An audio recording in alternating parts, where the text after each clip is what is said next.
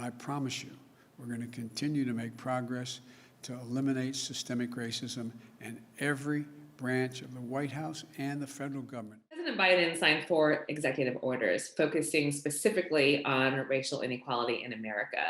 Racial equity has been a big push on the part of the Biden campaign and the first few days of his administration. It's about equity and equality. It's about decency. It's about the Constitution. There's a lot of pressure on President Biden to focus on racial equity. He has said he would do this. His administration wants to examine every single policy through this lens of equity. But there is added pressure because of all the protests that have erupted around the nation. And these are not new disparities, right? This has been going on for as long as this country has existed. And as far as data has been collected, there has been a big racial disparity in every single measure in economics and beyond. So there is a lot of pressure on him, both from Black voters who overwhelmingly voted for him and basically saved his nomination in South Carolina.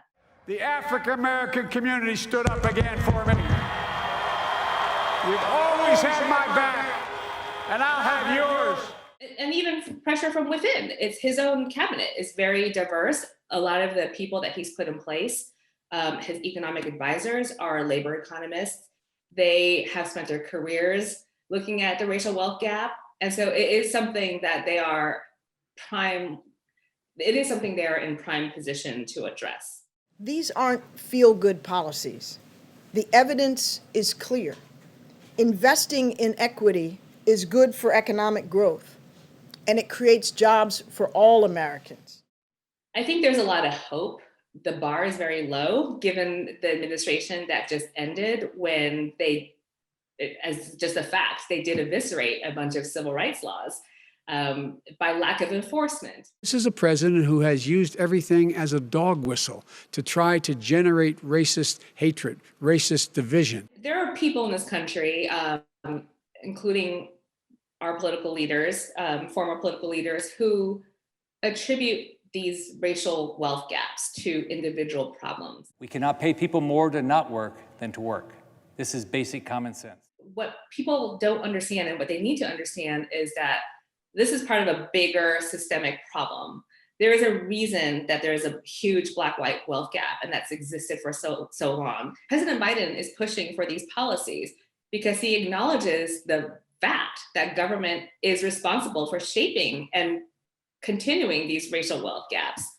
Everything from the way our banking system, housing system, the way residential neighborhoods were developed, how highways were built through certain communities and not others, all of that has a part in it. And the simple truth is, our soul will be troubled as long as systemic racism is allowed to persist. We can't eliminate it. It's not going to be overnight. We can't eliminate everything, but it's corrosive, it's destructive, and it's costly.